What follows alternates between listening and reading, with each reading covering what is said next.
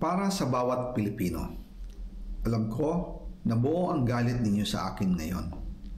Nauunawaan ko rin kung bakit, lalo na at malaki ang halagang nakataya. Pero bago kayo humusga, hayaan ninyong ipaliwanag ko ang buong katotohanan. Matagal akong hindi nagsalita dahil may direktang utos sa akin. Huwag nang bumalik ng Pilipinas at manahimik na lamang. Umalis ako noong July 19, 2025 para sa aking medical check-up. Nakaplanong bumalik pagkatapos ng SONA ni Pangulo. Pero habang papauwi na ako, tinawagan ako ni dating Speaker Martin Romualdez at sinabihan, "Stay out of the country. You will be well taken care of as instructed by the President." Noon naniniwala pa ako sa kanila, kaya't hindi ako bumalik. Tumikom ang aking bibig, sumunod ako, pero ang hindi ko alam, ang ibig pala nilang sabihin sa aalagaan ka namin ay gagamitin ako bilang panakipbutas sa kanilang kampanya laban sa korupsyon. Ginawa nila akong poster boy ng kanilang sariling kasinungalingan. Ngayon, hindi na ako mananahimik, ilalabas ko ang lahat ng katotohanan. May resibo, may ebidensya, at may pangalan.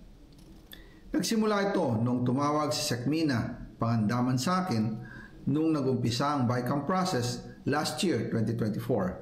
Ang sabi niya, katatapos lang ng meeting nila ni Pangulo at may instructions na mag-insert o magpasok ng 100 billion worth of projects sa BICAM.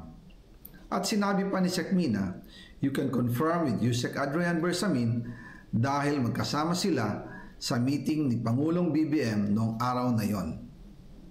Tinawagan ko po agad si Yusek Adrian Bersamin at tinanong ko kung may instruction nga ba ang Pangulo na magpasok ng 100 billion during their meeting.